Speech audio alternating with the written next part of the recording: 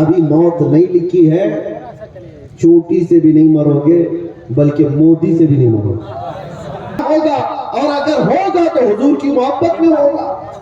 حالات بدلنے چاہیے۔ سنو، فاعوذ باللہ من الشیطان الرجیم، بسم اللہ الرحمن الرحیم، ان الدین عند اللہ الاسلام، صدق اللہ مولانا العظیم۔ بارگاہ رسالت معاب صلی اللہ تعالی علیہ وسلم میں درود پاک کا ہدیہ پیش کریں۔ اللہم صلی علی سیدنا و مولانا محمد معدن الجود والکرم وآلہ واصحابہ الکرام وابنہ الکریم وبارک وسلم صلاة دائمة سرمدا ابدا۔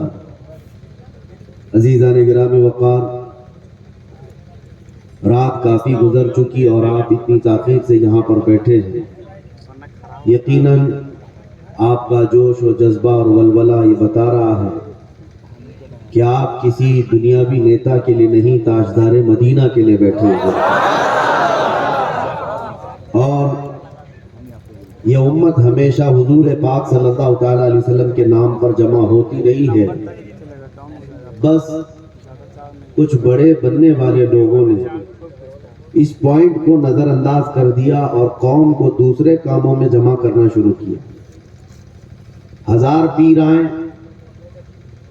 اور نہ جانے جتنے بھی سلسلے سب ہمارے سر آنکھوں پر، عید پر اور سلسلے پر جمع کرنا ایک الگ مسئلہ ہے، لیکن تاجدار مدینہ کی ذات پر جمع کرنا ایک بہت اعلیٰ بات ہے۔ اور ہر زمانے کا امت کا ایک ترہ امتیاز رہا ہے۔ ہمارے ہزاروں اختلافات ہم پیٹ پیچھے پھینک دیتے ہیں جب میرے مصطفیٰ کا نام آتا ہے۔ اللہ یہ جذبہ ہر مسلمان کے اندر قائم و دائم رکھے۔ مجھ سے پیش کر ناظم اجلاس یا منتظم حضرت مولانا قمر الدین صاحب قبلہ،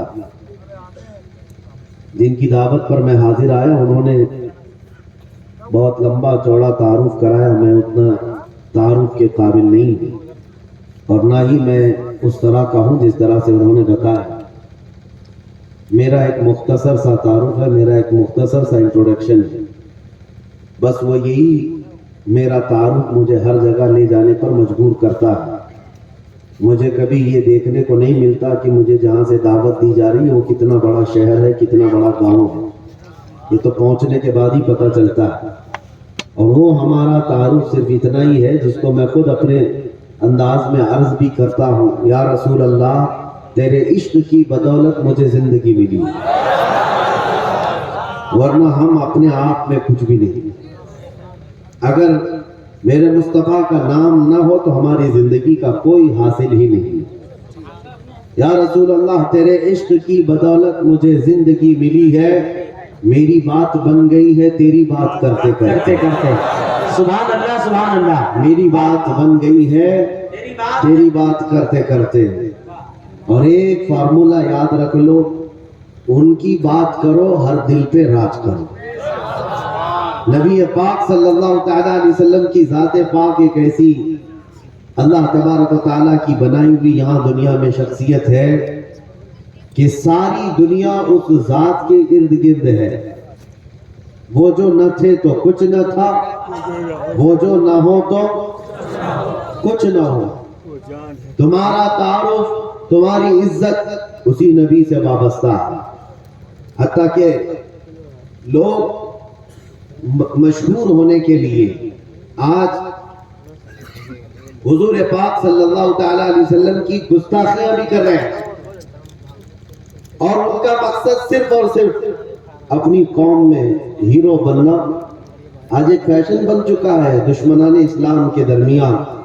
بڑی بڑی کنٹریز میں بھی دیکھنے کو مل رہا ہے، جس کو بڑا نیتا بنتا ہے وہ حضور پر بھونکتا ہے، اسلام کے خلاف، قرآن کے خلاف۔ ان ظالموں کو کبھی ڈوب کر مر کر سوچنا چاہیے۔ ہندوستان ہی کی اگر میں بات کروں، مجھے تو میری اس ادا پر بھی فخر ہے کہ اللہ نے مجھے اگر کچھ عطا کیا ہے تو میرے رسول کے صدقے میں عطا کیا۔ کسی دوسرے پہ بھونک کر تو مشہور نہیں ہوا، تمہاری کسی کتاب پہ بول کے تو نہیں آیا، نہ تمہارے دھرم پہ بول کر آیا، نہ تمہارے کسی گرو گھنٹال کو بول کے آیا۔ مجھے میرے مصطفیٰ کی عزت سے اللہ نے عزت دی، اور انہیں یہ سوچنا چاہیے تمہارے پاس رکھا کچھ ہے ہی نہیں جس کو بول کر تم دنیا میں پاپولر بن سکتے، تمہیں پاپولر بننے کے لیے بھی میرے نبی کا واسطہ لینا پڑ رہا۔ بدنامی سے بھی نام چاہتے ہو، دنیا میں اگر کچھ نام کرنا ہے بدنامی کے ذریعے سے، تب بھی میرے نبی کے نام پر بھوکتے ہو۔ آج ایرا گیرا نتو کیرا جیسا بھی ہو، اسلام کے بارے میں کچھ کہہ دے تو اس کو چند لوگ ہیرو بناتے ہیں، اور اس پاگل کو یہ نہیں معلوم کہ یہ 4 ہی دن کا ہیرو ہوتا ہے۔ جو یہ خلاف بھوکتا ہے حضور کی شان میں یا اسلام کے خلاف، اسے یہ احساس نہیں ہوتا کہ وہ اس کی مثال ایسی ہے جیسے بیل گاڑی کے نیچے جو کتا چل رہا ہوتا ہے، اسے کتے کو ایسا لگتا ہے کہ پوری بیل گاڑی میں چلا ہوں، تھوڑی دیر کے بعد بیل گاڑی نکل جاتی ہے، تب اسے پتا چلتا ہے کہ کوئی بیل چلا رہے تھے۔ تو یہ ان لوگوں کی مثال ایسی کہ انہیں ایسا لگتا ہے کہ اب ساری دنیا میری ہے۔ ہم نے اپنی آنکھوں سے دیکھا، اور آپ کو بھی میں بتاتا ہوں، ریسنٹلی ہمارے اسی دیش میں ان کتوں کا حشر ابھی کیا چل رہا ہے وہ بھی آپ کو پتا ہے، جنہوں نے اسلام، قرآن اور میرے آقا کی ذات کو نشانہ بنایا، خوب بھوکتے رہے، آج وہ کسی پیپر کے کونے میں بھی نظر نہیں آتے۔ دوسروں کی بات تو چھوڑو، دور دراز تو چھوڑو، اپنی قوم میں ہی نہیں پوچھے جاتے۔ وہ رافضی کتا جو اپنا دین بدل کر نکلا تھا، اسلام بھی بدل لیا، نام بھی بدل لیا، دھوتی پہن کر کے نکل کر چند مہینے ان کا فضلہ کھاتا رہا، اس کے بعد وہاں سے بھی کک مار کر کے نکال دیا گیا، اور اس کے بعد آج حالت کیا ہے۔ اسی لیے میرے عزیزو یاد رکھو، دنیا کی چند چکا چوند کو حاصل کرنے کے لیے انہوں نے میرے نبی کو نشانہ بنایا، لیکن ایک بات میں بتاؤں، آج سے 1400 سال پہلے نبی پاک صلی اللہ تعالیٰ علیہ وسلم کی شان میں حسان بن ثابت نے کہا تھا، یا رسول اللہ آپ سے زیادہ حسین میری آنکھوں نے دیکھا، سبحان اللہ، سبحان اللہ، آپ سے زیادہ خوبصورت کسی ماں نے جنا نہیں۔ انہوں نے حضور کی تعریف کی تھی، اللہ تعالیٰ نے ان کا نام آج تک زندہ رکھا۔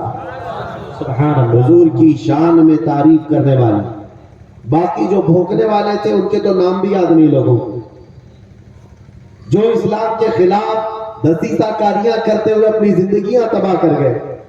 میں آپ سے پوچھتا ہوں، جس نے بغداد میں مسلمانوں کی کھوپڑی سے مینار بنا دیا تھا، وہ چنگیز اور ہلاکو ان کی قبریں کہاں ہیں؟ ذرا ڈھونڈ کے دکھاؤ، ان کے نشانات کہاں ہیں؟ ان کی اولادیں کہاں ہیں؟ ان کے تاریخ میں وہ مقامات کیوں نہیں آج؟ لیکن آج ہندوستان ہی نہیں، دنیا اسلام کے جس خطے میں بھی جاؤ، حضور پاک صلی اللہ تعالیٰ علیہ وسلم کے عشق میں بولنے والا امام احمد رضا ہر جگہ بولا جاتا ہے۔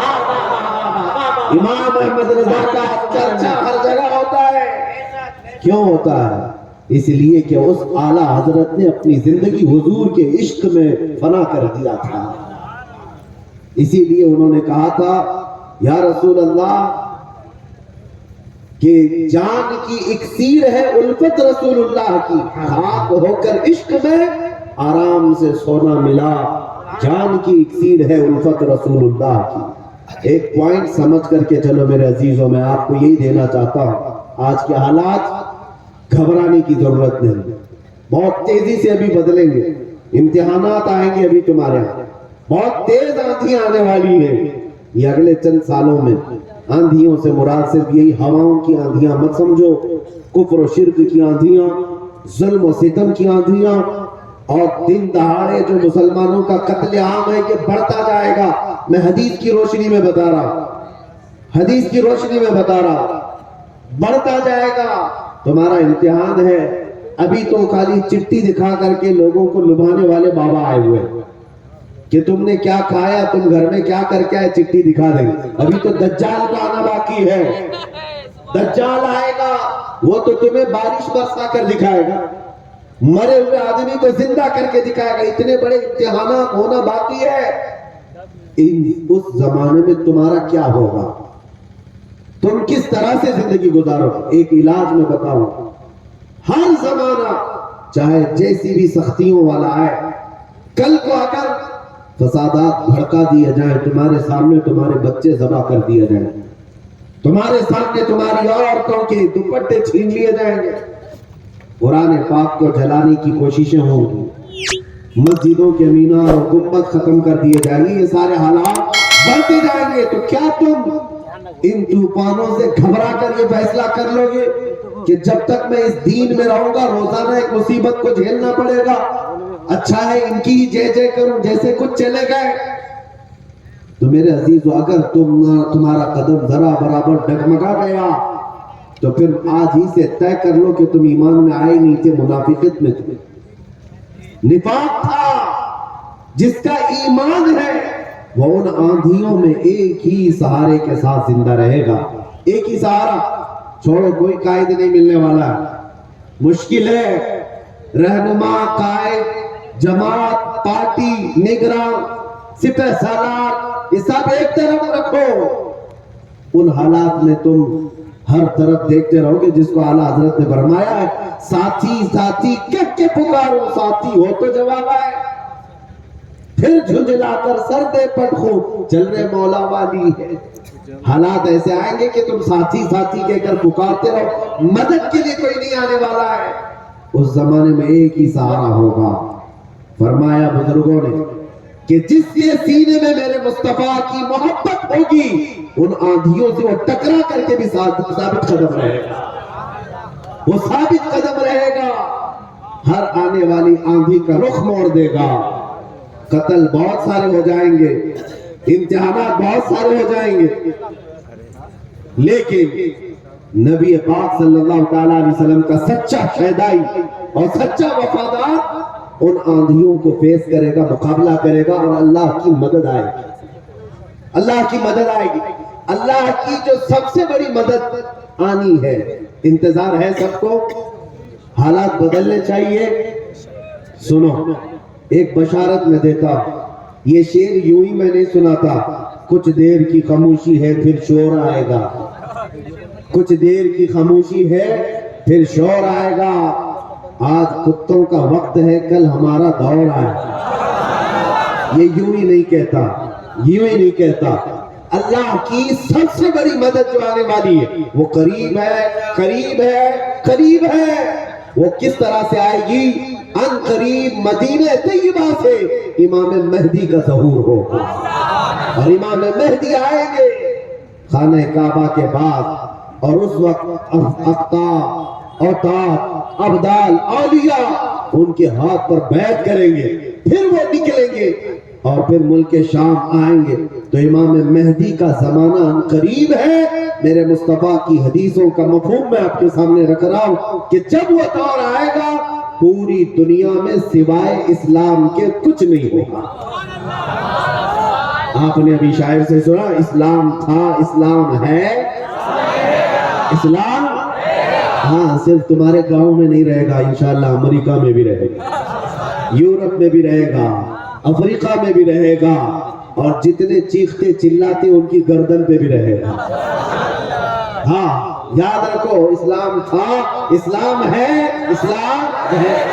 اسی لیے میں نے چند سالوں پہلے کہا تھا, کچھ لوگوں کو تیکھی لگتی ہے بات, کڑوی لگتی ہے, کہ مسجد توڑ کر اپنا معبد بنانا ہے.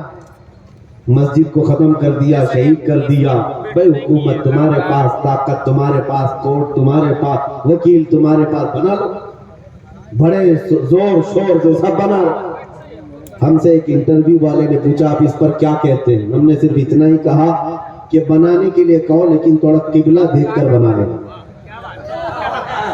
اچھا ہے, قبلہ دیکھ کر بنا لینا. یہ کیوں کہا؟ کیونکہ ہمیں پتا ہے میرے مصطفیٰ نے فرمایا ایک دور آئے گا جب ہر دیوار سے آواز آئے گی اللہ اکبر, ہر جگہ سے اللہ اکبر کی آواز گونجے گی۔ میرے عزیزو مایوس نہ ہو آج کے ان حالات سے۔ جو نوجوان مایوس ہو کر سراسیمگی کے شکار ہو جاتے ہیں، مجھے ان سے شکایت ہے، آج بھی تمہارے پاس وہی جذبہ ہے، ہمیں پتہ ہے، اگرچہ بکھری ہوئی یہ قوم ہے لیکن بڑی بڑی طاقتیں تم سے خوف زدہ ہیں۔ ڈرتی کیوں ہیں؟ غریب مسلمانیں دیہات میں رہتے ہیں، کام کاج نہیں ہے، ان کے پاس تو جائیدادیں نہیں، ان کے پاس نوکریاں نہیں، ان کے پاس فوج نہیں، لیکن میڈیا کی زینت تم ہی تو ہو۔ کتنے چینل ایسے ہیں جن میں ہمارا نام لیے بغیر تو دکان نہیں چلتی۔ حقیقت ہے یا نہیں؟ کیوں؟ ہم ہی ہم ہیں، ساری جگہ ڈیبیٹ میں ہم ہی ہم ہیں۔ کچھ بات تو ہے کہ مٹتی نہیں ہستی ہماری۔ اقبال نے کہا کچھ بات تو ہے کہ مٹتی نہیں ہستی ہماری، صدیوں رہا ہے دشمن دور زماں ہمارا۔ لیکن میرے عزیزو وہ وقت آئے گا، وہ وقت آئے گا جب تمہارا عشق مچلے گا اور تم عملی میدان میں آؤ گے اور نبی پاک صلی اللہ تعالیٰ علیہ وسلم کا نعرہ بلند ہوگا، کیونکہ قرآن کا وعدہ ہے هو الذی ارسل رسولہ بالہدی ودین الحق لیظہرہ علی الدین کلہ۔ وہ اللہ ہے جس نے اپنے رسول کو حق کے ساتھ بھیجا ہے تاکہ وہ اپنا دین پوری دنیا میں غالب فرمائے۔ دین پوری دنیا میں غالب آئے گا۔ کسی کو برا لگتا ہے لگے، قرآن نے خود کہا وَلَوْ كَرِهَ الْكَافِرُونَ وَلَوْ كَرِهَ الْمُشْرِكُونَ۔ قرآن نے خود کہا ہے مشرکوں کو اگرچہ برا لگتا ہو لیکن دین غالب آئے گا، اس کے غلبے کا وقت اللہ ہمیں دکھائے۔ بس ہماری تمنا یہ ہے کہ آج مغلوبیت کا زمانہ ہے، ہم مارے جا رہے ہیں، پیٹے جا رہے ہیں، اے اللہ وہ دور بھی دکھا جب اسلام کا غلبہ آ جائے، جب نظام مصطفیٰ ہو، ہر جگہ رسول کریم صلی اللہ تعالیٰ علیہ وسلم کی شریعت طیبہ طاہرہ کا دور دورہ، وہ دور آئے گا۔ عزیزان گرامی وقار، دو چند باتیں میں عرض کرتا ہوں جن کو ایسا لگتا ہے کہ اس زمانے میں ہمارے ساتھ اگر کچھ ہوا تو کیا ہوگا؟ کچھ نہیں۔ کیا صحابہ کی جانیں نہیں گئیں؟ کیا حضور پاک صلی اللہ تعالیٰ علیہ وسلم کے خاندان والے اہل بیت اطہار ان کی جانیں نہیں گئیں؟ اس دور میں اگر ہم جیسوں کا کچھ ہوتا ہے تو وہ صحابہ کے پیر کے ناخن کے برابر بھی نہیں ہے، ہماری حیثیت کچھ نہیں ہے۔ جب رسول اللہ صلی اللہ تعالیٰ علیہ وسلم کے سگے چچا سید الشہداء امیر حمزہ میدان احد میں اس حالت میں شہید کیے گئے تھے کہ سینہ پھاڑ کر کے کلیجہ نکال کر چبایا گیا تھا، آپ کے جسم کے ٹکڑے ہوئے تھے، تو کیا یہ حضرت امیر حمزہ رضی اللہ تعالیٰ عنہ کی شکست اور ان کی ہار پر کوئی لعنت کرے گا آج؟ نعوذ باللہ من ذالک، ہرگز نہیں، بلکہ رہتی دنیا تک ان کی شہادت کو سلامی دی جائے گی۔ کیوں؟ اس لیے کہ قرآن نے کہا ہے کہ شہید مرتے نہیں ہیں، وہ اپنی قبروں میں زندہ ہوتے ہیں۔ اگر اللہ تبارک و تعالیٰ نے ہماری زندگی میں لکھا ہے ہم چونٹی سے بھی مر جائیں گے، اور اگر ابھی موت نہیں لکھی ہے چونٹی سے بھی نہیں مرو گے بلکہ مودی سے بھی نہیں مرو گے۔ اگر موت نہیں ہے کسی سے نہیں مرنا، اور اگر موت لکھی ہے تو مچھر سے بھی مر جاؤ، یہ تقدیر ہے جس پر ایمان ضروری ہے۔ اے مسلمانوں، اپنے ایمان کو سنبھالو، مضبوطی کے ساتھ اگر رہنا ہے تو اپنے تشخص کے ساتھ رہو، اسلام کو چھپا چھپا کر کے مت رہنا۔ تمہاری نمازیں کہاں ہیں؟ تمہارے اعمال کہاں ہیں؟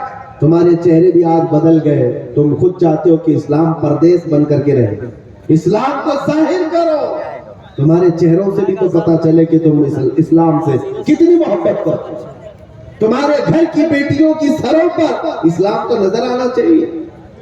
اسلام کا نعرہ تو بڑے بلند آواز سے لگا نا، اسلام تھا، اسلام ہے اور اسلام رہے گا۔ کہاں رہے گا؟ تمہارے گھر میں کب رہے گا؟ تمہاری زندگی میں کب رہے گا؟ جب تم خود اسلام کو اپنے گھر میں پسند کرو، اپنے بچوں پر پسند کرو، اپنی عورتوں پر پسند کرو، تو پھر دیکھو مجال ہے کوئی اسلام کی طرف انگلی بھی اٹھائے۔ دنیا یہ دیکھ رہی ہے کہ ان کو اسلام کی طرف سے کوئی رغبت باقی نہیں رہ گئی ہے۔ اللہ کریم آپ سب کو اسلام کا سچا سپاہی بنا کر کے رکھے۔ عزیزان گرامی اوقات، میرا میسج صرف اتنا ہے کہ جینا ہے تو عشق رسول میں جیو، اور موت آئے تو میرے مصطفیٰ کے قدموں میں موت آئے۔ اس تمنا کے ساتھ جیو، انشاءاللہ العزیز یہاں پر کوئی بال بیکار نہ ہوگا، اور اگر ہوگا تو حضور کی محبت میں ہوگا۔ مکہ مکرمہ میں جب بلال حبشی کو لوگ مارتے تھے، ان کے سینے پر پتھر رکھتے، ان کو انگاروں میں سلایا جاتا تھا، تو کیا انہوں نے چھوڑ دیا تھا اسلام؟ نہیں، اب اسلام نہیں کہوں گا، تمہارے بھگوانوں کا نام لوں گا۔ نہیں، ان مصیبتوں میں بھی وہ ثابت قدم رہے، اور چند دنوں کے بعد جب اللہ تعالیٰ نے بلال حبشی کو آزادی عطا کی، میرے مصطفیٰ کے قدموں میں گئے، 6 سال کے بعد مکہ واپس آئے۔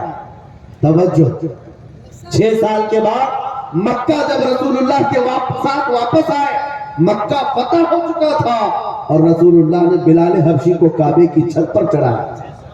دنیا دیکھ رہی تھی چند سالوں پہلے، یہی وہ بلال ہے جن کو مکہ کی گلیوں میں رسی ڈال کر کے کھینچا جاتا تھا پیروں میں، اور آج یہی بلال خانہ کعبہ کی چھت پر ہے اذان دینے کے لیے۔ کتنی تبدیلی ہے، یہ دنیا کو پتہ ہونا چاہیے۔ جو نبی کی محبت میں زخم کھاتا ہے، اللہ اس کی عزت کو خانہ کعبہ سے بھی بلند کر دیتا۔ حضور کی محبت میں زخم کھایا ہے، حضور کی وفاداری میں ثابت قدم رہا ہے، تو اللہ نے کعبے کی چھت پر چڑھایا۔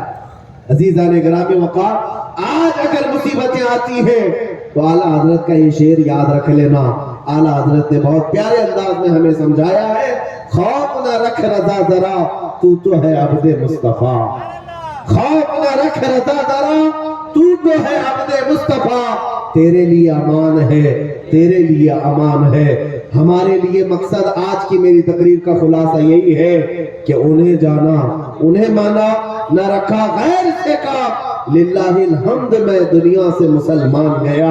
اے مسلمانوں، آج لے ان کی پناہ، آج مدد مانگ ان سے، کل نہ مانیں گے قیامت میں اگر مان گیا۔ نبی پاک صلی اللہ تعالیٰ علیہ وسلم کی وفاداری کا حق ادا کرو۔ میرا کہنا صرف یہی ہے کہ جلسے بہت ہو چکے، رات بہت جاگتے ہو، اور لوگوں کے سامنے تمہارے نعرے، تمہارے جلوس سب بہت ہو گیا۔ عشق رسول کا مظہر بن کر کے کسی دن اگر تم کسی گلی سے بھی گزر جاؤ، مولا تمہاری خوشبو سے لوگوں کو اسلام کی طرف پھیر دے گا۔ اسلام کی طرف لوگ صرف تمہاری خوشبو سے آ جائیں گے، تمہاری تبلیغ کی بھی ضرورت نہیں ہوگی۔ بس شرط یہ ہے کہ تم محبت مصطفیٰ صلی اللہ علیہ وسلم کا پیکر بن کر کے تو نکلو، تمہارے اندر وہ تبدیلی آ جائے۔ ابھی مولانا آپ سے پوچھ رہے تھے، جلسے کا حصول یہی ہے کہ کاش اس جلسے میں کوئی بیٹھا ہوا غیرت مند جوان یہ عہد کرتا کہ میں میرے مصطفیٰ سے جان سے زیادہ محبت کرتا ہوں، میں میرے نبی سے جان سے زیادہ محبت کرتا ہوں۔ میں یہ جو کہہ رہا ہوں حقیقت ہے یا نہیں آپ کے ساتھ؟ آپ جان سے زیادہ محبت کرتے ہیں اپنے نبی سے؟ سب نہیں کرتے، یا پھر سو رہے ہیں۔ نبی پاک صلی اللہ تعالیٰ نے ہاتھ اٹھانے کے لیے نہیں کہہ رہا، ارے میرے عزیزوں میں تو گردن کٹانے کی بات کر رہا ہوں، ہاتھ تو بہت چھوٹی چیز۔ کیا آپ نبی پاک صلی اللہ تعالیٰ علیہ وسلم سے اپنی جان سے زیادہ محبت کرتے ہیں؟ اگر حضور سے جان سے زیادہ محبت ہے تو کوئی جوان یہ عہد کرتا، میرے نبی کو نشہ پسند نہیں تھا، میں کبھی نشے کے قریب نہیں جاؤں گا، میرے رسول کو کبھی گانے پسند نہیں تھے، میں گانے کبھی نہیں سنوں گا، ترک کر دوں گا۔ نبی پاک صلی اللہ تعالیٰ علیہ وسلم نے شراب کے لیے حرام فرمایا ہے، شراب تو دور کی بات ہے، کوئی چھوٹے سے ہلکے قطرے کو بھی میں ہاتھ نہیں لگاؤں گا، اس لیے کہ میرے آقا نے فرمایا شراب پینے والوں کو کل قیامت کے دن جہنمیوں کا خون اور پیپ کھولا کر کے پلایا جائے، ہم میں سے کوئی وہ عذاب سہنے کے قابل نہیں۔ یہ عہد کر کے اٹھتا تو یہ حقیقت میں عشق رسول کا مظاہرہ ہوتا، یہ حضور سے محبت کا ہدیہ ہوتا۔ لیکن ہوتا یہی ہے کہ تمہارے اندر نعرے لگانے کی طاقت بہت زیادہ ہے، اور حضور پاک صلی اللہ تعالیٰ علیہ وسلم کے لیے مر مٹنے کی بات کرنے کا جذبہ بھی ہے، لیکن اپنی زندگی میں بدلاؤ لانے کا جذبہ کیوں نہیں؟ حضور پاک کا واسطہ دیتا ہوں، زندگیاں بدل ڈالو، زندگیاں بدل ڈالو۔ اور اگر تم نے اپنے محلے سے شروعات کی دیکھتے ہی دیکھتے یہ فضا پورے ملک میں قائم ہو جائے گی، پورے ملک میں قائم ہو جائے گی۔ تم اپنی مسجدوں کی پابندیاں شروع کر دو، تمہاری مسجدیں بھری ہو تمہارے نمازوں سے، تمہارے سجدوں سے۔ ایک بات میں آپ کو بتاؤں، ہمارے علاقے میں ایک محاورہ کہا جاتا ہے، ایک محاورہ ہے، کھلا میدان ہوتا ہے تو کتوں کا راج ہوتا ہے۔ اگر میدان میں کوئی آتا جاتا نہیں ہے تو کتے راج کرنے لگ جاتے ہیں، صاحب کچرا بھی وہیں پر، کتے بھی وہیں، ایک دوسرے کو بھونک رہے، چڑھ رہے، کود رہے، یہی یہ محاورہ ہی نہیں، حقیقت بھی ہے۔ جب تمہاری مسجدیں آباد ہوں گی، کسی کتے کی مجال نہیں ہوگی کہ مسجد کی طرف آنکھ اٹھا کر دے۔ تمہاری مسجدیں ویران ہو گئی، مسجدیں خالی ہونے لگی، جس کی وجہ سے ایرا غیرہ نتو کھیرا مسجدوں کی طرف آنے لگ گیا۔ مینار پر کبھی حملے، گنبدوں پر کبھی حملے۔ اے نوجوانوں، یہ مسجدیں آج تمہیں پکار رہی ہیں، آ جاؤ مجھے آباد کرو، آ جاؤ مجھے آباد کرو۔ ایک نہیں کئی مسجدیں شہید ہونے کی کگار پر ہیں، اسی لیے آج بدلو، آج لے ان کی پناہ، آج مدد مانگ ان سے، کل نہ مانیں گے قیامت میں اگر مان گیا۔ میری تقریر کا خلاصہ میں لب لباب آخر ختم اس بات پہ کرتا ہوں، نبی پاک صلی اللہ تعالیٰ علیہ وسلم کے اس نقطے پر جمع ہو جاؤ، اللہ کریم تمہیں کیا نہیں دے گا۔ تم آج یہ سوچتے ہو ہماری سیاست کیسے، ہماری حکومت کیسے ملے گی، ہماری قیادت کیسے ملے گی، ہماری کھوئی ہوئی دولت کیسے آئے گی، سب آئے گا۔ ارے یہ کوئی چیز ہی نہیں ہے، بلکہ اللہ رب العزت کے قرآن پاک کی آیت کی ترجمانی کرتے ہوئے عاشق رسول کہتا ہے کہ محمد سے وفاتوں نے، کی محمد سے وفاتوں نے تو ہم تیرے ہیں۔ یہ جہاں چیز ہے کیا، لوح و قلم تیرے ہیں۔ یہ سیاست چیز ہے کیا، لوح و قلم تیرے ہیں۔ حکومت چیز ہے کیا، لوح و قلم تیرے ہیں۔ اللہ کریم تجھے لوح و قلم عطا کر دے، بس شرط یہ ہے کہ میرے مصطفیٰ سے محبت کرو۔ ہمیں کرنی ہے شہنشاہ بطحا کی رضا جوئی، وہ اپنے ہو گئے تو رحمت پروردگار اپنی۔ مولا کریم کہنے سننے سے زیادہ عمل کی توفیق عطا فرمائے۔ اے رب کریم ہمیں اس وقت تک مات نہ دے جب تک تو اور تیرا رسول ہم سے راضی نہ ہو جائے۔ وآخر دعوانا الحمدللہ رب العالمین۔ السلام علیکم۔